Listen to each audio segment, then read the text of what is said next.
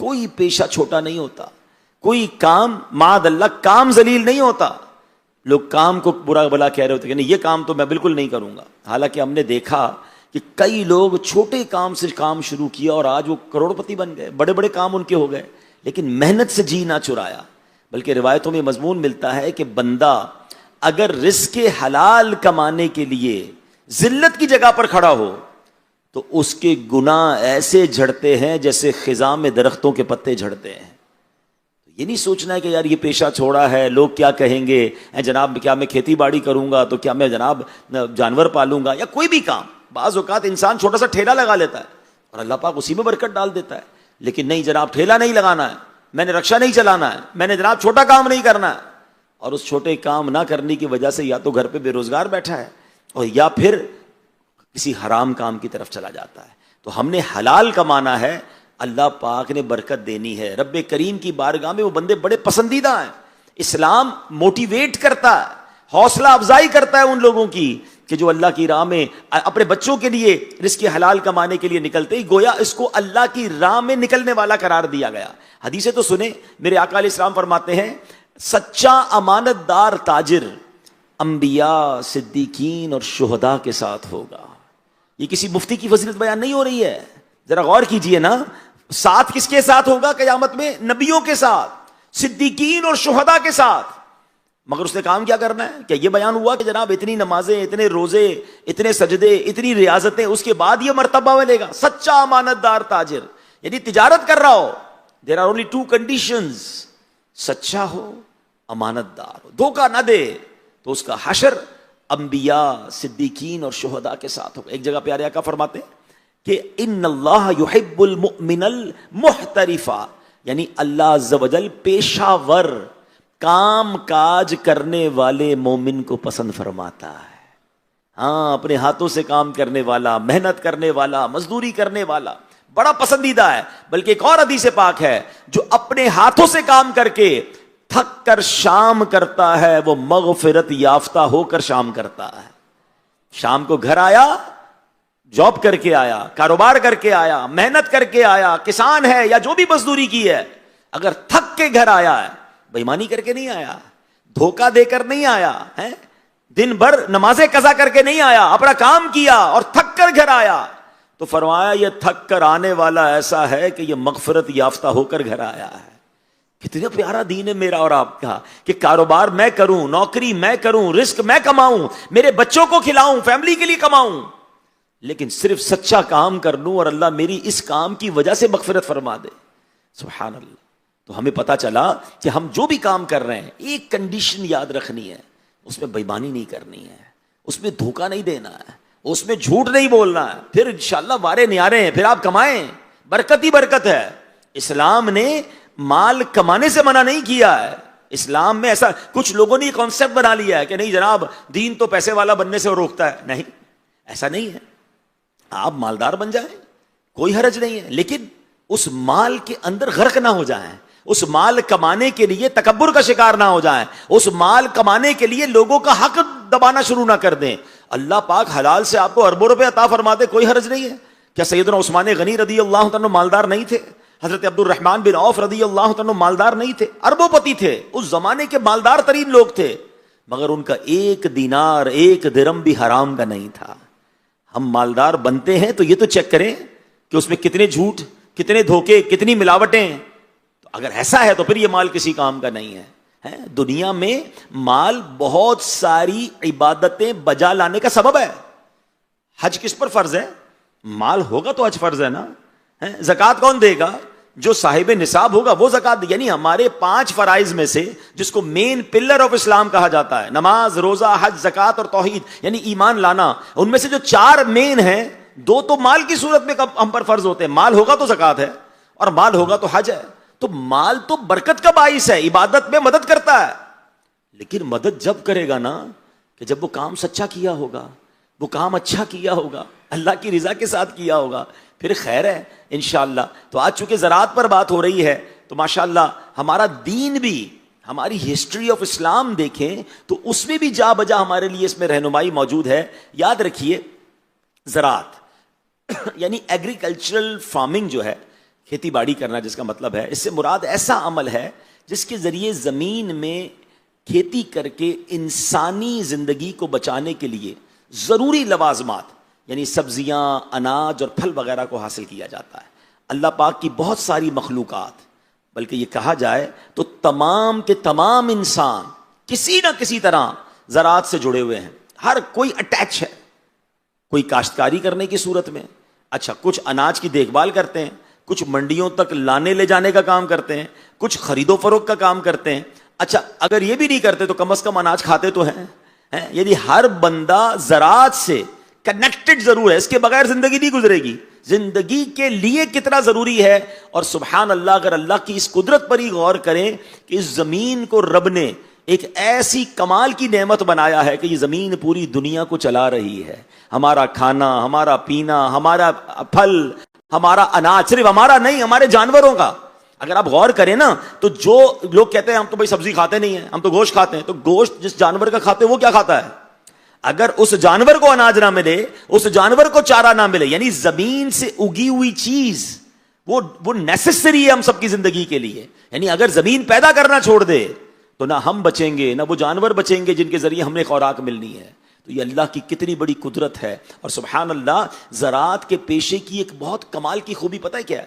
باقی بہت سارے تاجر، باقی بہت سارے بزنس مین یقیناً اللہ پر بھروسہ کرتے ہیں، مگر جو توکل کا لیول، جو اللہ پر بھروسے کا جس کو کہنا ٹاپ آف دا مارک اگر ہے، تو جو کسان کے اندر، جو زمیندار کے اندر اللہ سے توکل ہوتا ہے، اگر وہ توکل کرتا ہے تو وہ لیول ہی اور ہوتا ہے۔ اس کی وجہ کیا ہے کہ ذرا غور کیجئے، ہم اپنی ساری محنت، اناج کیا نام ہے، ٹریکٹر چلایا یا جناب ہل چلایا، کھاد ڈالی، بیج ڈالا، پانی ڈالی، اپنا سارا سرمایہ ڈال دیا، اب ہمارا کام پورا ہو گیا، ہماری طرف سے ہم نے سب کچھ کر دیا، اب اس زمین نے اناج اگانا ہے، اس زمین نے فصل دینی ہے، یہ اللہ کا فیصلہ ہے۔ اب اللہ پر بھروسہ ہے، اللہ کے حوالے ہے، یا تو جو ہم نے بویا وہ سارا ضائع ہو جائے، یا میرا رب چاہے تو اس میں برکت ڈالے اور زمین اپنے اندر سے اپنا سینہ چیر کر ہمارے لیے اناج اور ہماری فصل کو اگا دے۔ یعنی ہر روز جو کسان سبحان اللہ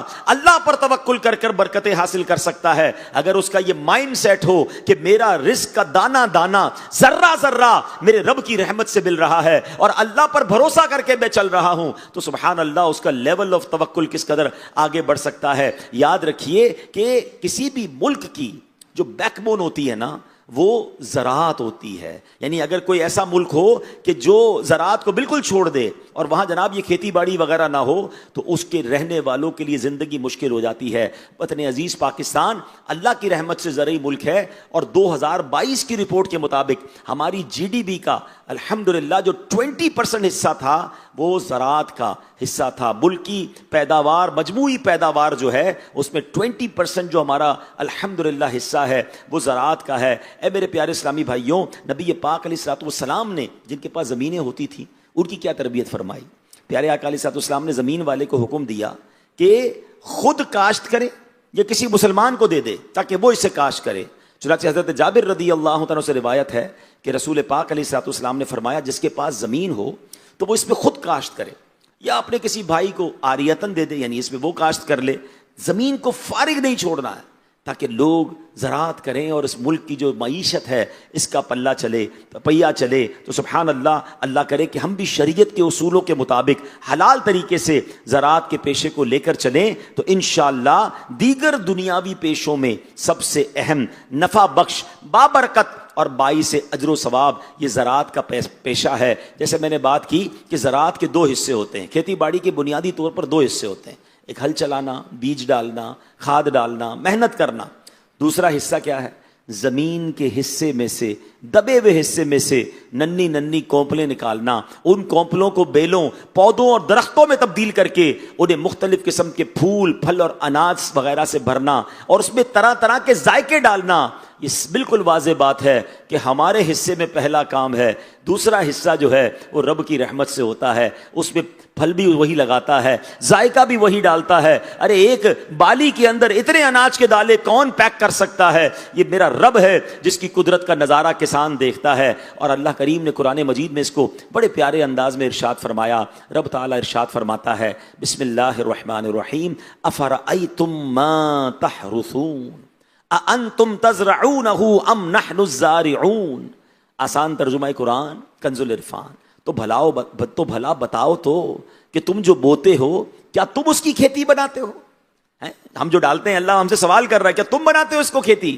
فرمایا ہم ہی بنانے والے ہیں، اللہ ہی عطا فرمانے والا ہے۔ تو اے میرے پیارے اسلامی بھائیوں، ہمیں رب تعالیٰ کی رحمت پر بھی نظر رکھنی ہے، اس کی قدرت کو بھی ماننا ہے، اور اس سے اپنی محبت کا بھی اضافہ کرنا ہے۔ قرآن کریم میں ایک اور دوسرے مقام پر اللہ پاک نے انسان کو زراعت کے ذریعے اپنی عظیم قدرت اور انعامات میں غور و فکر کرنے کی دعوت دیتے ہوئے اپنی رحمت و قدرت اور کاریگری کا ذکر کرتے ہوئے ارشاد فرمایا، یعنی کسان اللہ سے بڑا قریب ہو سکتا ہے۔ ایک بار ڈاکٹر کے پاس بیٹھا تھا، ماشاءاللہ، چونکہ یہاں بھی ایگریکلچر ڈاکٹرز بھی ہوں گے، اور ہمارے قاری صاحب ماشاءاللہ ڈاکٹر مجلس، پھر وہ حکیم مجلس، ان کا تو شعبہ بھی یہی ہے۔ تو ڈاکٹرز جب بھی پڑھتے ہیں نا، انسان کے جسم کو آپ نے بھی جب بھی اسٹڈی کیا ہوگا، ہماری آنکھ کی پتلی کو دیکھ لیں، ہمارے ایک ایک دانت کو دیکھ لیں، ہمارے کانوں کے فنکشنز کو دیکھیں، ہمارے ناک کے اندر جو یہ ناک کے بال بھی کتنا ضروری ہے زندگی کے لیے، یہ کس طرح فلٹر کا کام کرتے ہیں۔ یعنی آپ انسانی باڈی کا کوئی بھی حصہ اسٹڈی کریں، اگر ایمان دل میں ہے تو آپ رب کے اور قریب ہو جائیں گے کہ وہی تو ہے جو نظام ہستی چلا رہا ہے، میرا خدا ہے۔ اللہ نے زمین کو ایسا کیا بنا دیا ہے کہ جناب اس میں ہم تو بیج ڈالتے ہیں مگر وہ اس میں ایک پورا پودا نکلتا ہے اور وہ پودا درخت بن جاتا ہے۔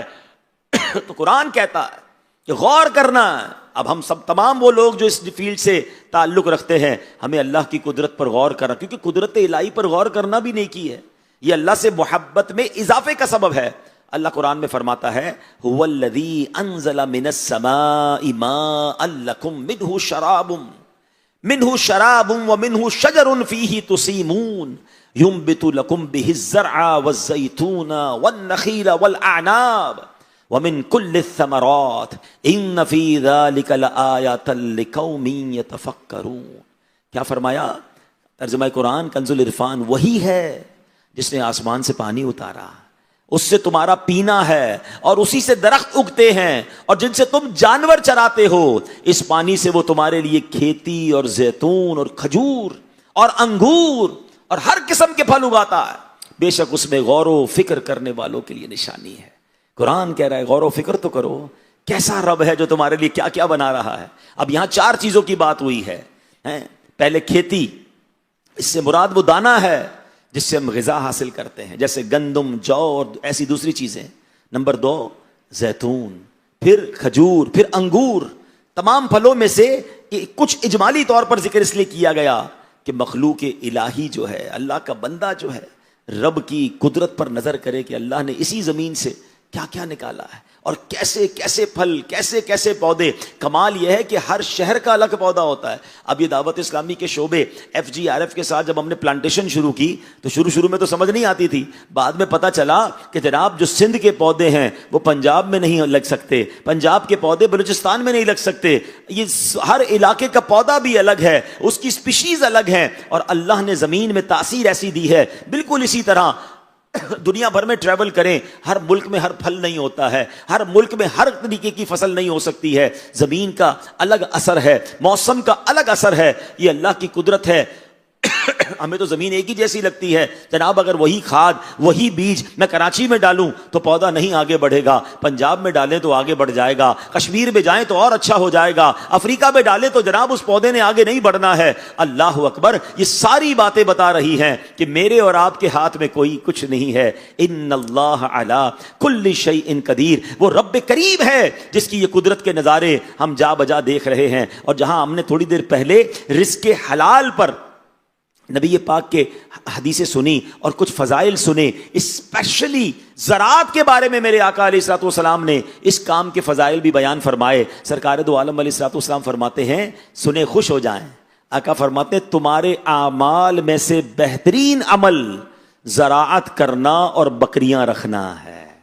ہائے ہائے ہائے. میں تو اب یہ سچی بات ہے، یہ حدیث پڑھ کر تو دل چاہ رہا ہے کہ ہم بھی کچھ تھوڑی بہت زراعت کر لیں. ایسا نہ ہو کہ دوسری تجارت میں لگے رہیں. یہ تو سب سے افضل کام نبی پاک نے فرمایا. دوبارہ سنیں، میرے آقا فرماتے تمہارے اعمال میں سے بہترین عمل زراعت کرنا اور بکریاں رکھنا. اور آگے وضاحت فرمائی یہ انبیاء کرام علیہ السلام کا عمل ہے.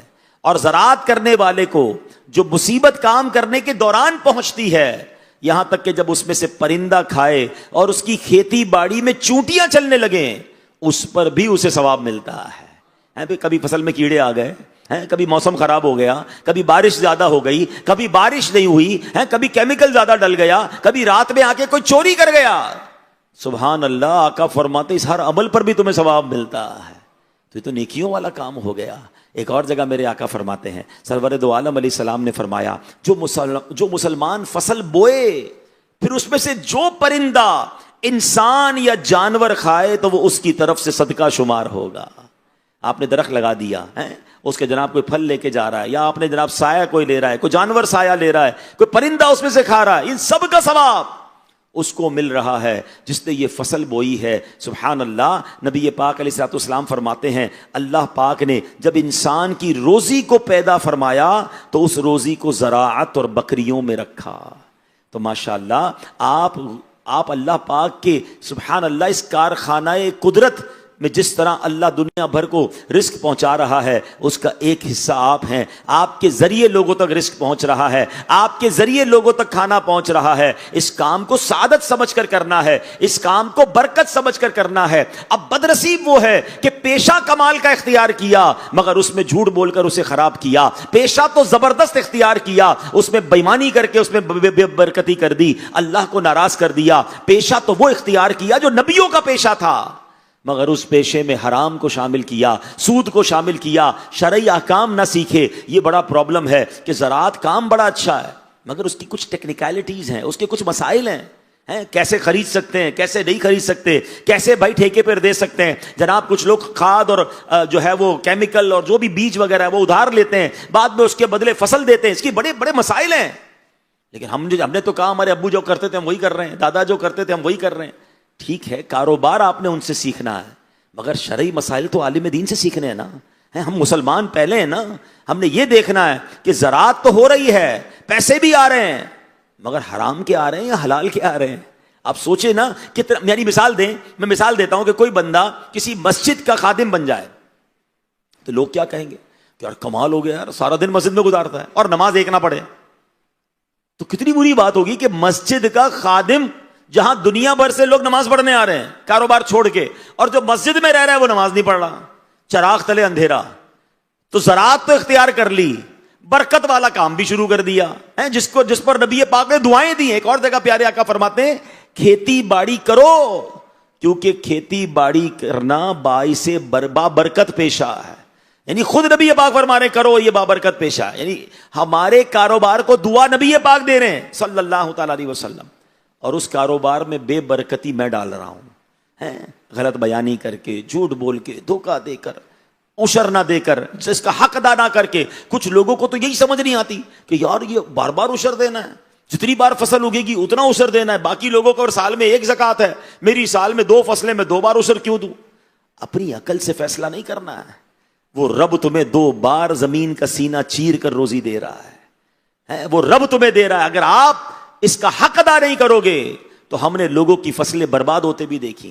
مجھے یاد ہے پچھلے دنوں یہ عشر مجلس کی تحت مجھے گاؤں اور زرعی زمینوں کی طرف وہ لے گئے تھے تو میری زمینداروں سے ملاقات ہوئی. تو ایک زمیندار نے خود بتایا، فرمایا میں پہلے عشر پورا نہیں دیتا تھا لیکن جب سے دعوت اسلامی والوں نے مجھے عشر کے مسائل بتائے اور مجھے بتایا کہ یہ زمین کی زکوٰۃ ہے تو اسی سال یعنی وہ جس سال میں گیا تھا کہہ رہے میں نے پورا عشر نکالا. ہمارے آس پاس کی فصلیں اس پہ کئی فصلیں تباہ ہو گئی اور کئی جگہوں پر ان کی بہت کم کاشت ہوئی اور اللہ کی رحمت سے میری فصل ڈبل ہو گئی.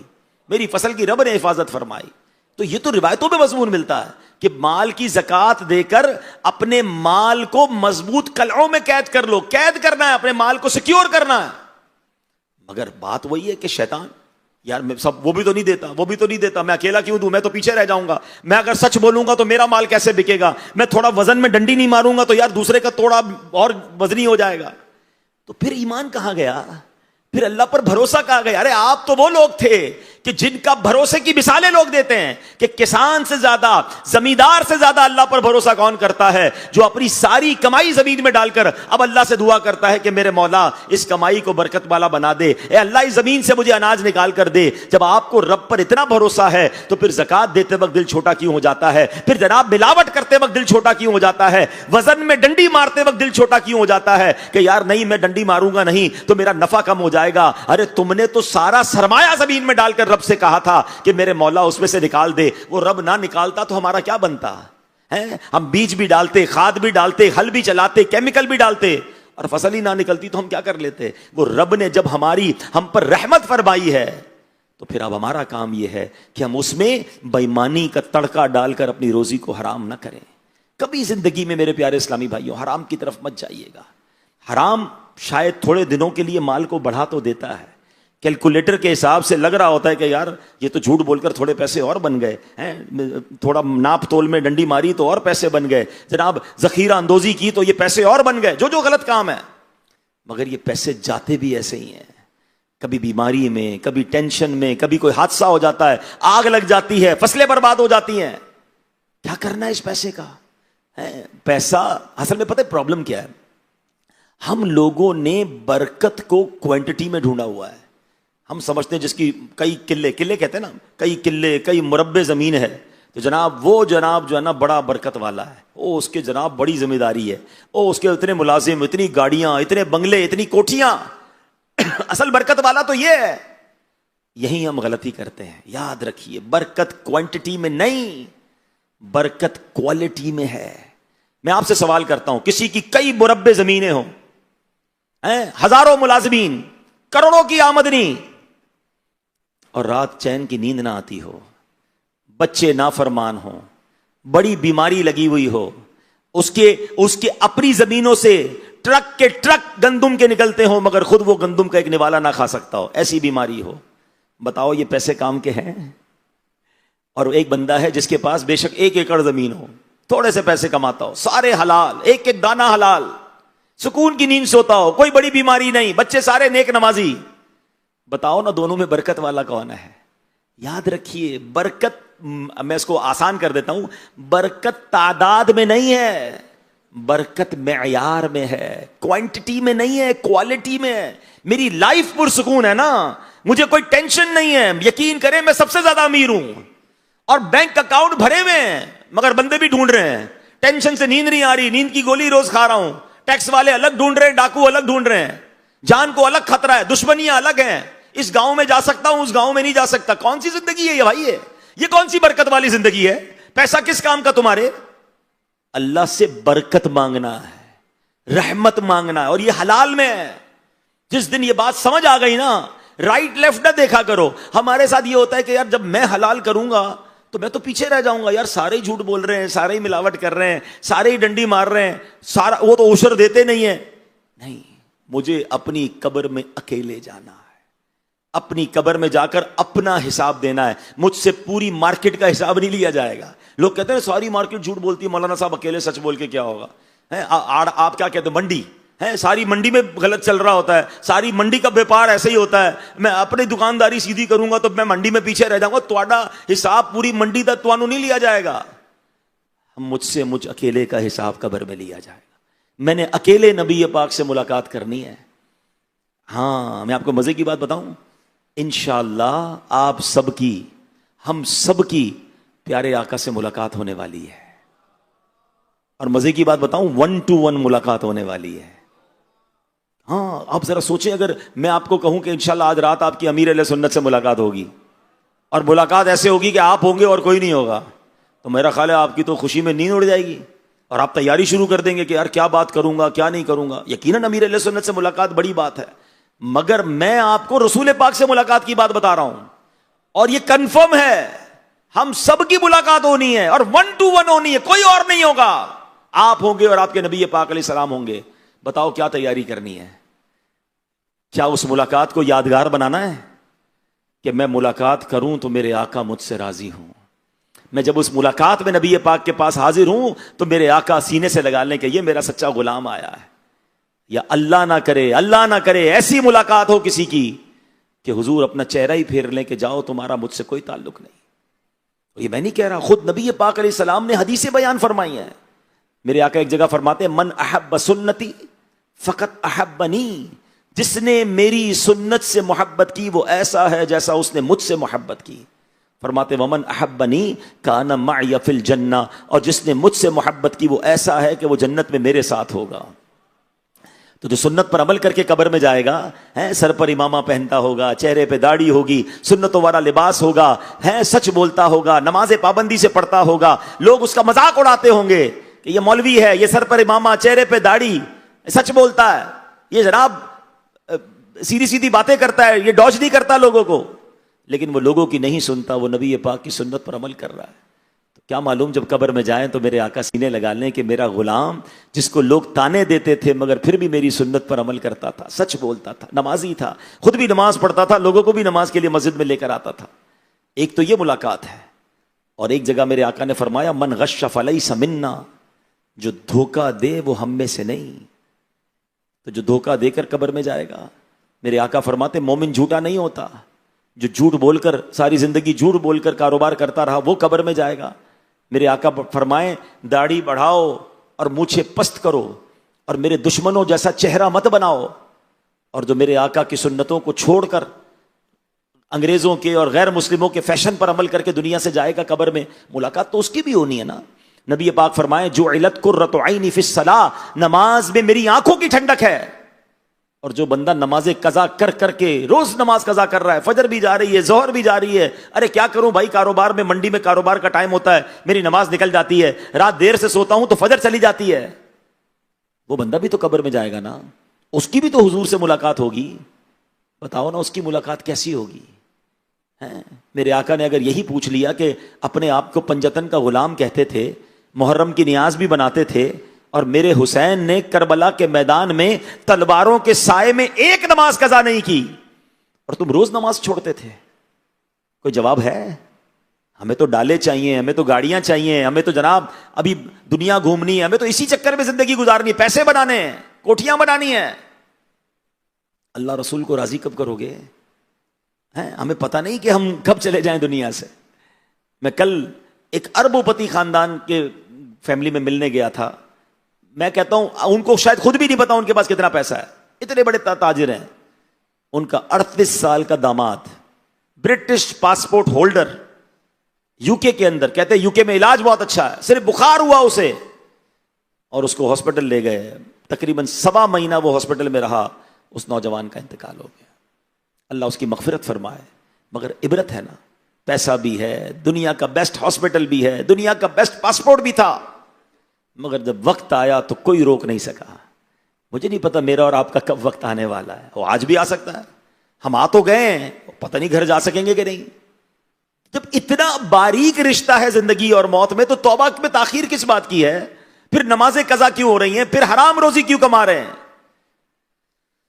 نہیں میرے پیارے اسلامی بھائیوں، آج اب آ گئے نا فیضان مدینہ میں، اب بدل کر جانا ہے، اب سدھر کر جانا ہے، اب ٹھیک ہو کر جانا ہے، اب فقط رزق حلال کمانا ہے، اب بےایمانی نہیں کرنی، اب جھوٹ نہیں بولنا، اب کسی صورت بھی ایسا کام نہیں کرنا جو اللہ کریم کو ناراض کرنے والا کام ہو. اے میرے پیارے اسلامی بھائیوں، یاد رکھیے بعض اوقات جب ہم یہ کمپٹیشن کی طرف جاتے ہیں نا، یار اس کی تو اتنی زمینیں، اس کی تو اتنی فصلیں، اس کی تو اتنی کوٹھیاں، اور اس نے اپنے بچے کی شادی کی تو جناب اتنے کروڑ روپے خرچ کیے، اتنی بڑی بڑی گاڑیاں کرائے پر لیں، اتنے پیسے لٹائے، اب میں نے اپنے بچے کی شادی میں اس سے زیادہ آگے بڑھنا ہے. اب اسی چکر میں رہ گئے.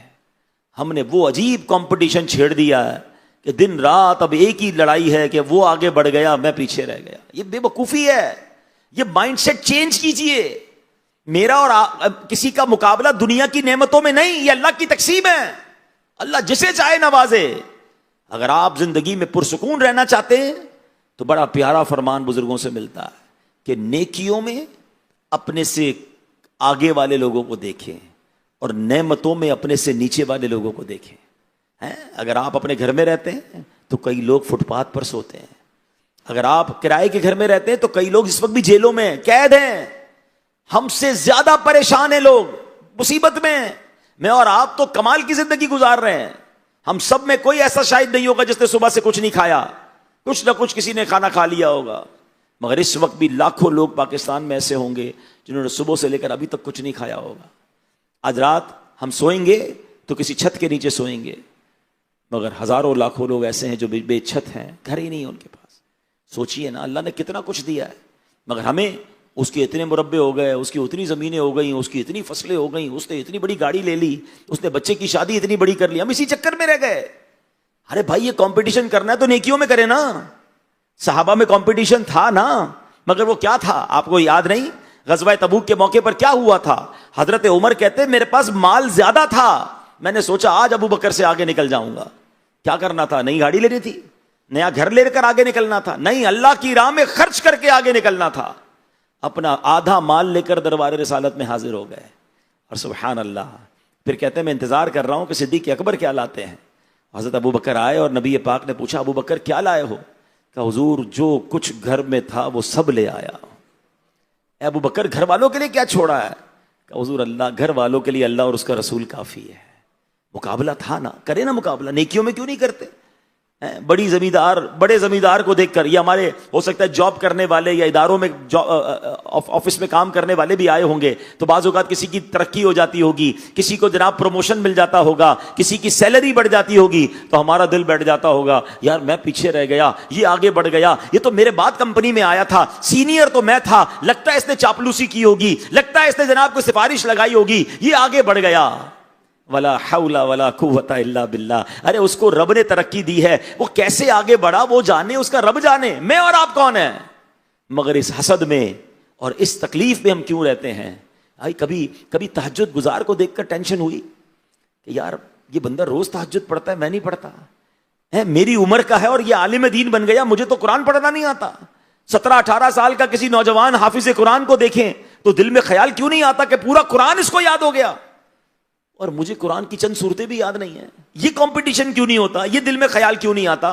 لینڈ کروزر ریوو والے کو دیکھ کر خیال آتا ہے، تو کبھی کسی حافظ قرآن کو دیکھ کر بھی تو خیال آنا چاہیے، کسی ایسے بندے کو دیکھ کر بھی تو خیال آنا چاہیے کہ میری فیلڈ سے تعلق، زمینداری اس کی بھی، کاروبار اس کا بھی، اور یہ اللہ کی راہ میں قافلوں میں سفر بھی کرتا ہے، یہ دین کا کام بھی کر رہا ہے، کاروبار کے ساتھ ساتھ اپنی آخرت بھی بنا رہا ہے، میں تو پیچھے رہ گیا۔ یہ والا کمپٹیشن ہم کیوں نہیں کرتے؟ یہ والا مقابلہ ہم کیوں نہیں کرتے؟ سوچیں، یہ شیطان نہیں کرنے دیتا، اس طرف سوچنے بھی نہیں دیتا۔ ہمیں پریشان رکھا ہے شیطان نے کہ مالداروں کو دیکھی جاؤ اور ڈی مورلائز اور پریشان ہوتے چلے جاؤ۔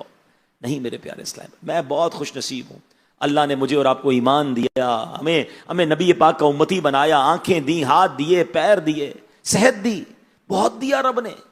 جو دیا اس کا شکر ادا کریں اور کبھی بھی حسد نہ کریں، یہ بڑی خطرناک بیماری ہے۔ بعض اوقات آس پاس فصلیں ہوتی ہیں، آس پاس زمینیں ہوتی ہیں، اور اس کی وجہ سے لوگوں کو ایک دوسرے سے حسد ہو جاتا ہے۔ اور یاد رکھیے حسد کر کے ہم کسی کا بگاڑ کچھ نہیں سکتے۔ اگر رب نے اسے عزت دینی ہے نا، ترقی دینی ہے، تو وہ ترقی پاتا چلا جائے گا، آپ کی نیند خراب ہوتی رہے گی، آپ کا دل جلتا رہے گا۔ آپ سوچیں کہ حسد کیسی خطرناک بیماری ہے۔ آخرت کا عذاب تو اپنی جگہ، دنیا میں بھی بندہ جلنا شروع ہو جاتا ہے، ٹینشن ہوتی ہے، کھانا نہیں اچھا لگتا، نیند نہیں آتی، کیونکہ وہ ترقی پا رہا ہے۔ جو میرا دشمن ہے یا میرا کمپیٹیٹر ہے، میرے سامنے ہی اس کی منڈی میں دکان ہے، اس کا فروٹ جلدی بک جاتا ہے، اس کا اناج جلدی بک جاتا ہے، اس کو آرڈر پہلے مل جاتا ہے، میں پیچھے رہ جاتا ہوں۔ اللہ کی تقسیم ہے، آپ اللہ سے مانگو نا، اس کا کیوں چھیننا ہے؟ ایک واقعہ سناتا ہوں آپ کو، درود پاک پڑھ لیں، صلو علی الحبیب۔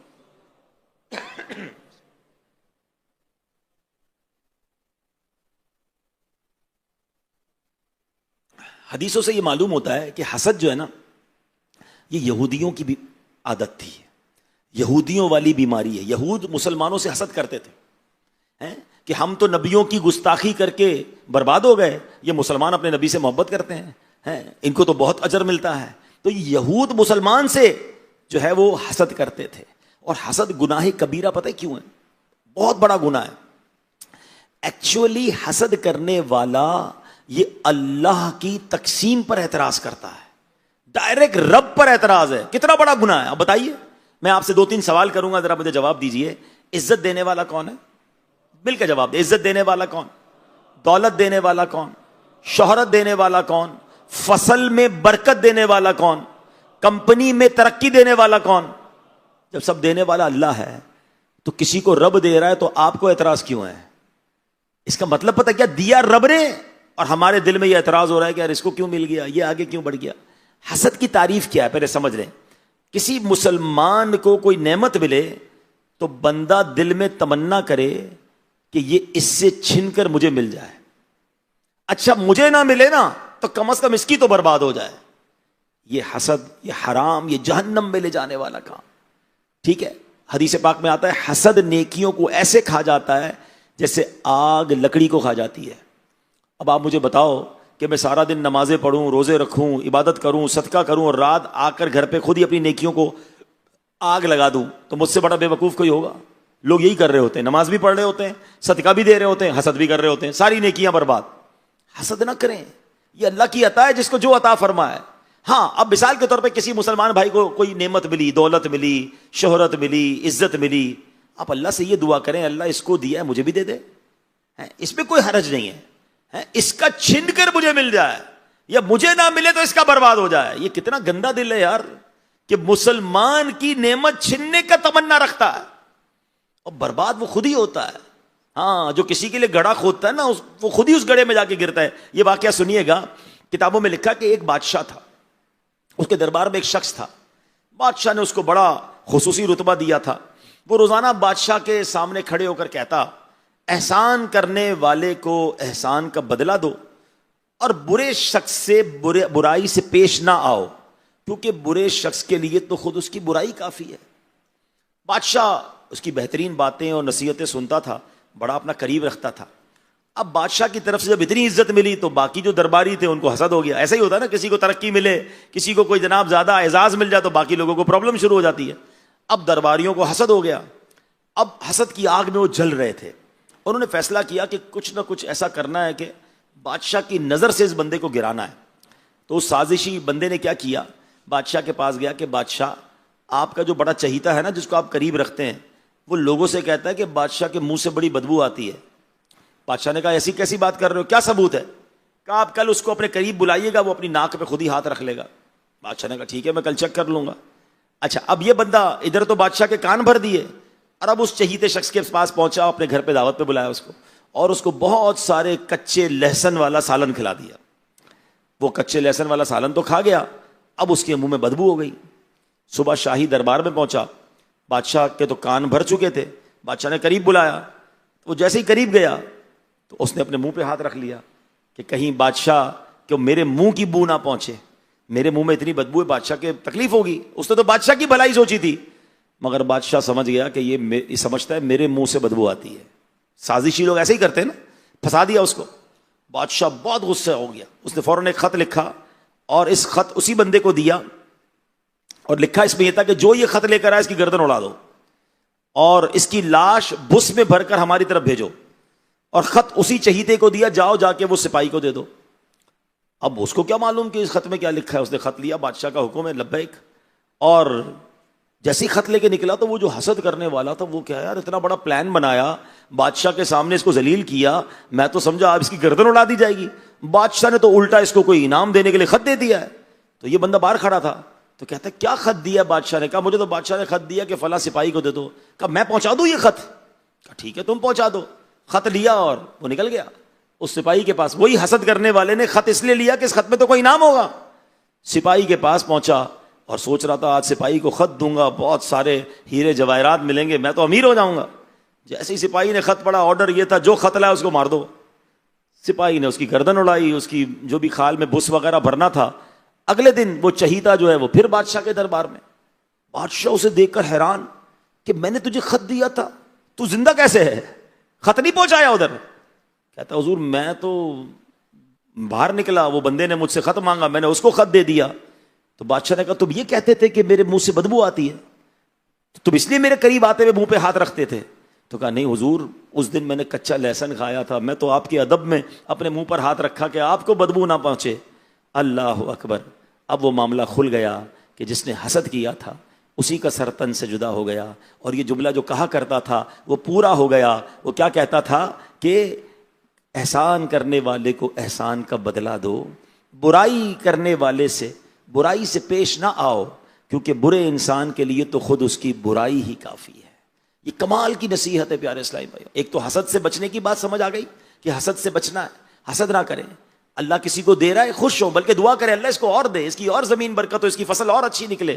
یار میری کم نکلی, اس کی فصل میں کیسے فروٹ زیادہ آ گیا, لگتا ہے کوئی عمل کروایا ہوگا. ہاں میں دیکھ رہا تھا تھوڑے دنوں پہلے تصویر لے کے آیا تھا اپنی فصل پہ, لگتا ہے کوئی تعویذ دبا کر گیا. خواہ خواہی کی بدگمانیاں, اور اللہ نے اس کی فصل میں برکت دی. اب اللہ سے دعا کرو اللہ میری فصل میں برکت. اپنے گناہ یاد کرو نا, ہو سکتا ہے مجھ سے کوئی ایسی غلطی ہوئی کہ میری فصل برباد ہو گئی.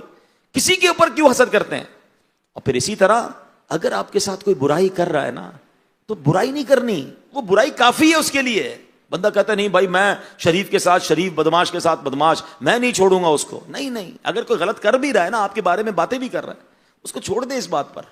جو برائی کرنے والا ہے نا اس کے لیے اس کی برائی کافی ہے, وہ برائی ہی اس کو ڈبو دے گی. آپ اللہ سے بھلائی کا سوال کریں. تو بہرحال میرے پیارے اسلامی بھائیوں, چند باتیں میں نے عرض کی ہیں کہ ہم نے اپنے کام کو کریں, اچھے طریقے سے کریں, ایمانداری سے کریں, سچائی کے ساتھ کریں. یہ بڑا برکت والا کام ہے, یہ بڑی رحمت والا کام ہے. لیکن جب سچائی اڑ جاتی ہے تو برکت بھی اڑ جاتی ہے, جب ایمانداری اڑ جاتی ہے تو برکت بھی اڑ جاتی ہے. اور ایک بات یاد رکھیے گا کہ کوانٹٹی, تعداد بڑھ جائے یہ برکت نہیں, سکون بڑھ جائے یہ برکت ہے, حلال بڑھ جائے یہ برکت ہے, اللہ رسول راضی ہو جائے یہ برکت ہے. جس دن آپ نے اس برکت کی طرف توجہ کر لی تو پھر حرام آپ کو اپنی طرف نہیں بلا سکے گا. اللہ کریم سے دعا کرتا ہوں کہ رب کریم ہم سب کا جمع ہونا, یہاں حاضر ہونا, اور جو آج ہم نے باتیں سنی اس پر عمل کرنے کی توفیق عطا فرمائے. اچھا, اب زندگی میں ایسا ہو جاتا ہے کہ انسان کو کسی نہ کسی سے حسد ہو جاتا ہے, ٹھیک ہے نا, اب انسان ہے نا, ہم ہو گیا. اچھا اب چیک کرنا ہے. اچھا اول تو پرابلم پتہ ہے کیا ہے, اگر کسی کو کہو نا بھائی آپ کو حسد ہو گیا, کہتے ہیں نہیں مجھے کوئی حسد نہیں ہوا, میں تو بالکل سب کے لیے دل صاف رکھتا ہوں. تو میں آپ کو 2-3 ٹیسٹ بتا دیتا ہوں. بلڈ ٹیسٹ کراتے ہیں نا, شوگر ہے کہ نہیں, کولیسٹرول ہے کہ نہیں. اگر آپ چیک کرنا چاہتے ہیں آپ کو حسد ہے کہ نہیں تو میں آپ کو 2-3 ٹیسٹ بتا دیتا ہوں, اور ایمانداری سے کر لو وہ ٹیسٹ. کیونکہ جس سے حسد ہوا ہے نا اس کا کوئی پرابلم نہیں, پرابلم میرا ہے, میرے گناہ برباد ہو رہے ہیں, میری زندگی میں بے چینی ہے, صاف مجھے کرنا ہے دل کو. تو ٹیسٹ کیا ہے؟ پہلا ٹیسٹ, سب سے پہلی بات تو یاد رکھیے گا کہ حسد جو ہے نا آپ کو آپ کے کسی جاننے والے سے ہی ہو سکتا ہے. ہاں, ایسا نہیں ہو سکتا کہ آپ چیچا وطنی میں رہتے ہیں اور آپ کو برازیل کے کسی تاجر سے حسد ہو گیا ہے. جب جانتے ہی نہیں تو حسد نہیں ہوگا. آپ کے خاندان میں ہوگا, آپ کی فیلڈ کا بندہ ہوگا, آپ کی منڈی میں دکان ہوگی یا قریب زمین ہوگی, آپ کے تعلق میں ہوگا وہ بندہ, حسد اسی سے ہو سکتا ہے. پہلا تو آپ نے اسی میں چیک کرنا ہے, نمبر 1. اب چیک کیسے کرنا ہے؟ کوئی ایسا ہے زندگی میں, دوستوں میں, رشتہ داروں میں, پڑوسیوں میں, منڈی میں, کاروبار میں, کہ یار جب بھی اس کو ترقی ملتی ہے نا مجھے پرابلم ہوتی ہے, مجھے درد ہوتا ہے. کوئی آ کے بتاتا ہے نا, پتا چلا اس نے اور زمین لے لی, پتا چلا اس نے نئی گاڑی لے لی, پتا چلا اس کا فلاں ملک کا ویزا لگ گیا, بس سنتے ہی ادھر درد شروع.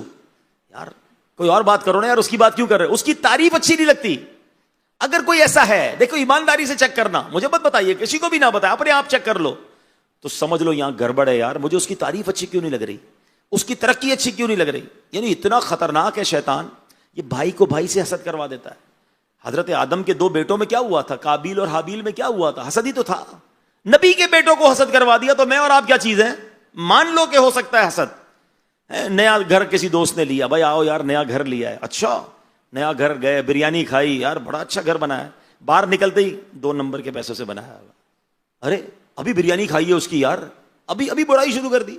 کوئی بندہ آیا, بھائی نئی گاڑی لی ہے, یار آؤ بھائی آئس کریم کھلاتا ہوں, اس کی گاڑی میں بیٹھے, بھائی زبردست فنکشن, بھائی اے سی ویسی بھی صحیح چل رہا ہے, آئس کریم بھی کھائی, باہر نکلے گاڑی سے, اس سود کے پیسے سے گاڑی لی ہوگی. کمال ہے. ادھر تو بندہ حج پہ جائے نا تو بندہ کیلکولیٹ کر رہا ہے, یار 20 لاکھ روپے کا حج ہے, 4 بندے گئے, 80 لاکھ آئے کدھر سے اس کے پاس. او بھائی آپ کو کس نے اکاؤنٹنٹ بنا دیا ان کا, آپ کو کس نے کہا حساب کتاب کرنے کو. یعنی حج کرنے والے سے بھی حسد شروع ہو جاتا ہے. تو اگر کوئی ایسا ہے کہ جس کو جب ترقی ملی آپ کو درد ہوتا ہے, تو مان لو یہاں گڑبڑ ہے, یہ میں نے پال لیا ہے حسد.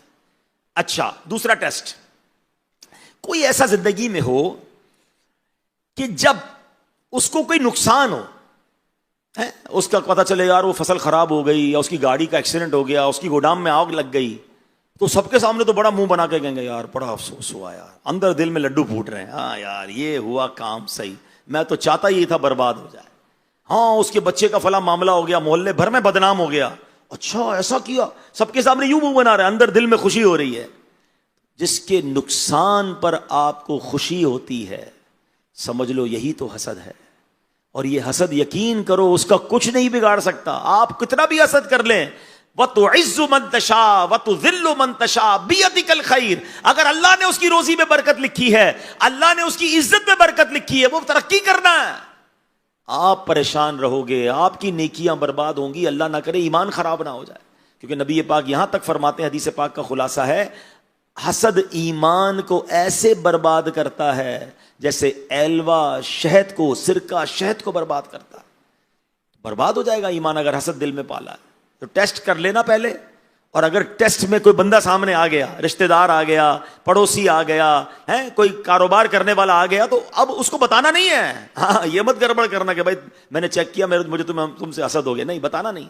اب اللہ سے دعا کرے پہلا اس کا، اب علاج بتا رہا ہوں، آپ کے یہاں بھی ہوتا ہے نا منڈی، وہ کیا فصل کو کیڑے ویڑے لگ جائیں تو پھر علاج کرواتے ہو نا، ڈاکٹر بلواتے ہو، کون سی دوائی، کون سا اسپرے۔ اب میں اسپرے بتا رہا ہوں آپ کو، یوں سمجھ لو حسد کی بیماری یا کیڑا دل میں نکل آیا، پتہ چل گیا، اب اسپرے کیا ہے، اب علاج کیا ہے، اب دوائی کیا ہے۔ اب دوائی سنو، پہلی دوائی تو دعا ہے، اللہ سے دعا کریں، اے اللہ میرے دل کو صاف کر دے، حسد سے بھی صاف کر دے، تکبر سے بھی صاف کر دے، مسلمانوں کی دشمنی اور کینے سے صاف کر دے، صاف کر دے میرے مولا میرے دل کو۔ وہ چاہے تو سب ممکن ہے نا، سچے دل سے توبہ کریں، ٹھیک ہے۔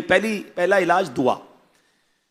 دوسرا علاج یہ کہ اب اس بندے کے لیے دعا کریں، یہ تھوڑا مشکل ہے، یہ انجیکشن ہے، درد ہوتا ہے نا انجیکشن سے، درد ہوگا آپ کو، کیا درد ہوگا؟ اب مثال کے طور پہ آپ کو کسی کے فصل سے حسد ہو گیا ہے، کسی کی زمین بہت بڑی ہو گئی ہے، آپ دعا کریں اللہ اس کو اور زمین دے دے، اے اللہ اس کی فصل میں اور برکت دے دے۔ اب آپ کہیں مولانا صاحب پہلے ہی تکلیف ہو رہی ہے اس کی زمین سے، اور تسی اور دعا کروا رہے ہو۔ ہاں، اب اگر آپ کو کسی مسلمان کی ترقی کے لیے دعا کرتے ہوئے تکلیف ہو رہی ہے، یہی تو پتہ چل رہا ہے کہ پرابلم ہے، جبھی تو دعا نہیں نکل رہی۔ یہ اینٹی بائیوٹک ہے نا کہ یار درد ہو رہا ہے، دوائی کھا رہا ہوں، درد ہو رہا ہے، درد ہونے دو۔ کسی کی شہرت سے حسد ہے، یار اس کو میرے محلے میں کوئی نہیں جانتا تھا، پوری دنیا میں مشہور ہو گیا ہے، دعا کرو یا اللہ اس کو اور عزت دے۔ کسی کا چہرہ اچھا ہے، آپ کو برا لگتا ہے کہ یار یہ اتنا خوبصورت کیوں ہے، دعا کرو اللہ اس کے حسن میں اور برکت دے۔ یہ مشکل لگے گا آپ کو، لیکن ایک وقت آئے گا جب آپ اس کے لیے دعا کرو گے نا، آپ کا دل صاف ہونا شروع ہو جائے گا۔ کوئی آ کر بتائے گا نا یار اس نے اور زمین لے لی، آپ کہو گے میں بھی تو دعا کرتا تھا، مل گئی تو کوئی بات نہیں۔ تیسرا طریقہ جو کتابوں میں علماء نے لکھا کہ تحفہ دے، تحفہ دو، محبت بڑھتی ہے۔ تو اللہ نہ کرے اگر کسی سے حسد ہو گیا نا، تو ایک اچھا سا تحفہ لے کر اس کے پاس جائیں، اس کو بتانا نہیں ہے کہ بھائی بیان سن کے آیا تھا فیضان مدینہ میں تو کہا تھا جس سے حسد ہو جائے اسے تحفہ دو، میں آپ کے لیے تحفہ، معاملہ خراب ہو جائے گا، ایسا نہیں کرنا، بتانا نہیں۔ لیکن آپ اچھا تحفہ لے کر، تحفہ لینا بھی آپ کو تکلیف دے رہا ہوگا کہ یار اس بندے کے لیے تحفہ لوں جس سے حسد ہے، حسد معاف خالی کرنا ہے نا، دل صاف کرنا ہے، تو انشاءاللہ آپ تحفہ دیں گے تو اس سے بھی محبت بڑھے گی۔ اللہ سے دعا کرتا ہوں اللہ میرے دل کو بھی حسد سے پاک کر دے، آپ کے دل کو بھی حسد سے پاک کر دے، اللہ ہمارے دل کو مسلمانوں کے لیے کھول دے۔